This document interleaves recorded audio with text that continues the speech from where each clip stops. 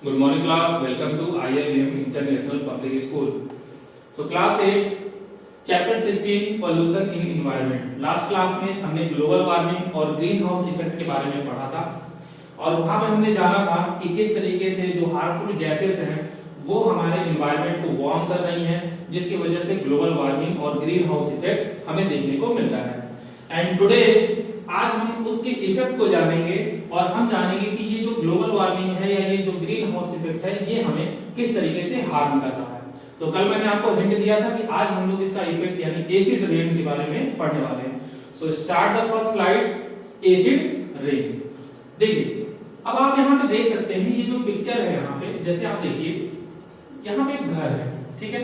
अब इस घर में एक चिमनी लगी हुई है छोटी सी, जहां से इस घर का धुआं स्मोक, मान लीजिए यहाँ पर कुछ फ्यूल्स जलता होगा खाना बनाने के लिए, रसोई के काम होते होंगे। जैसे पिछले समय की अगर हम बात करें एनिशियंट टाइम में, तो चूल्हे पे लोग खाना बनाते थे, तो गोबर के कंडे उपयोग करते थे या चूल्हा लकड़ी उपयोग करते थे।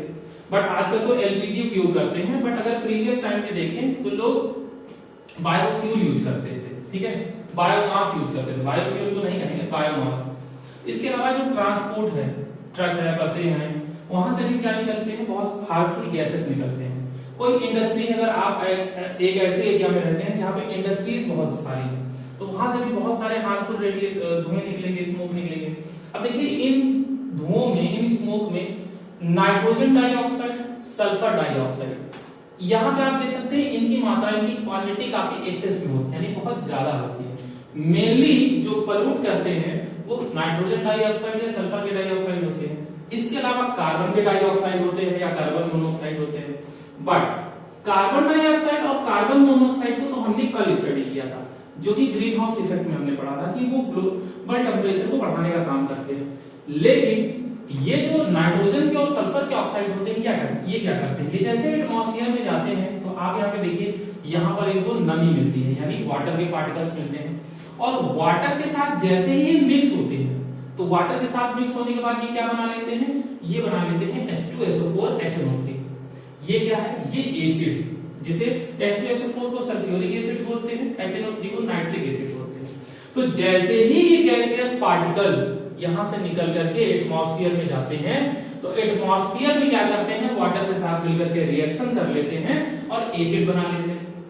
जैसे जैसे इसका प्रेसिपिटेशन, इसका अमाउंट बढ़ता जाता है और ये क्लाउड के साथ जाकर के मिलता है, तो जब रेनिंग होती है, पहली बरसात, तो जब रेनिंग होती है तो क्या होगा, ये बारिश, पानी की बूंदें नहीं गिरेगी सरफेस पे, किसकी गिरेगी, एसिड की गिरेगी, क्योंकि एनवायरनमेंट में क्या मौजूद है, एसिड मौजूद। अब देखिए नेक्स्ट स्लाइड में आपको और डिटेल में दिखा देता हूं मैं इसी चीज को, अगली स्लाइड में। अब यहाँ पे देखिए सेम चीज, आप देखिए यहाँ पर इंडस्ट्रीज हैं, ठीक है। अब इंडस्ट्रीज से ये जो चिमनियां हैं, जो क्लीन है, यहाँ से सल्फर डाइऑक्साइड, नाइट्रोजन डाइऑक्साइड और कार्बन डाइऑक्साइड, दोनों टाइप्स की गैसेस यहाँ पर निकल रही है लगातार और काफी ज्यादा मात्रा में निकल रही है। उसकी वजह से क्या हो रहा है कि ये जब यहाँ पर मौजूद डस्ट पार्टिकल भी हैं, वाटर वेपर भी हैं, सबसे मिल करके, मिक्स होकर के क्या बना ले रही है, एसिड बना ले रही है। और ड्यूरिंग द रेन या बाय द रेन क्या हो रहा है, वो हमारे अर्थ पे आ रहा है। और अर्थ पे क्या है, नेचुरल हैबिटेशन है, पेड़ पौधे हैं, लोग हैं, ह्यूमंस हैं, एक्वेटिक एनिमल्स हैं, सारे लोग हैं, मतलब जितना भी लाइफ है वो हमारे अर्थ पे ही है। तो ये जब बूंदें पड़ेंगी इस लाइफ पर, तो इस लाइफ को क्या करेंगी, डिस्ट्रॉय करेंगी। क्यों डिस्ट्रॉय करेंगी, क्योंकि देखिए इसमें लिखा है एसिड रेन। एसिड का काम होता है, acid is are decaying in nature. इनका जो नेचर होता है वो ऐसा होता है कि अगर आप किसी भी ऑब्जेक्ट पे एसिड को डाल दीजिए तो उस ऑब्जेक्ट को जला करके डिके कर देती है, ठीक है। अब इसके कॉजेस और इफेक्ट को जान लेते हैं अगली स्लाइड में। ये तो हमें पता चल गया कि एसिड रेन क्यों हो रहा है, ड्यू टू पोल्यूशन, जितना ज्यादा पोल्यूशन हो रहा है।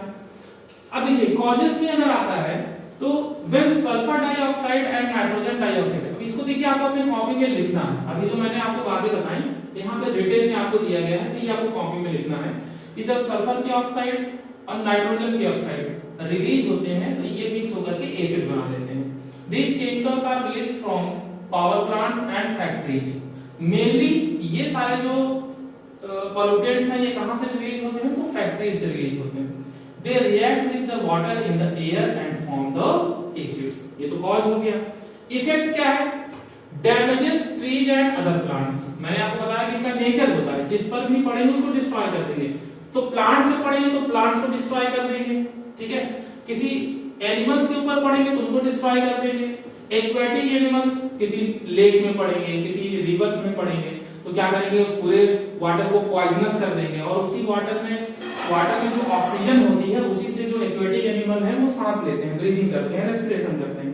तो इस वजह से उनको क्या हो जाएगा, प्रॉब्लम हो जाएगा, यानी वो डैमेज होने लग जाएंगे। लेकिन एक नुकसान और भी है, अगर ये किसी इंपॉर्टेंट मोन्यूमेंट्स में पड़ जाए, मोन्यूमेंट्स कोई विश्व धरोहर हो, जैसे हमारा ताजमहल है, संगमरमर का बना है, बहुत पुराना है। तो अब दिक्कत ये है कि आगरा के आसपास काफी इंडस्ट्रीज हैं, उसकी वजह से ये जो स्मोक निकलता है इससे मिक्स होकर के जो एसिड रेन होती है, तो जब वो ताजमहल में पड़ती है तो इसके संगमरमर को क्या कर देती है, डिके कर देती है।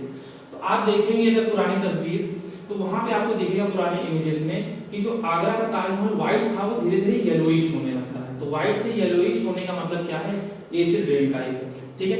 एक नेक्स्ट स्लाइड में मैं आपको एक इमेज के जरिए दिखा देता हूं कि किस तरीके से एसिड जो है डैमेज करता है। यहाँ पे भी देखिए ये इफेक्ट दिया हुआ है, सेम अभी जो हमने डिस्कस किया। अगले स्लाइड में चलते हैं।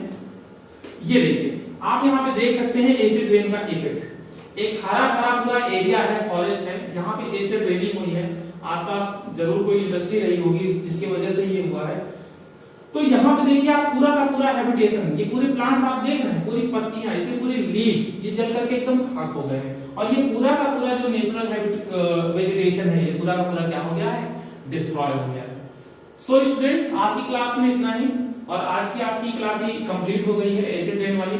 कल हम नेक्स्ट क्लास लेंगे। ये सारी चीजें जो आपको बताई गई है कॉपी में लिखिएगा, क्योंकि ये सारी चीजें चेक होंगी जैसे ही आप फिजिकली अवेलेबल होंगे क्लास के लिए, तो एक एक चीज आपकी चेक होगी। ओके, चैनल को सब्सक्राइब जरूर कर दीजिएगा और वीडियो को लाइक करना मत भूलिएगा।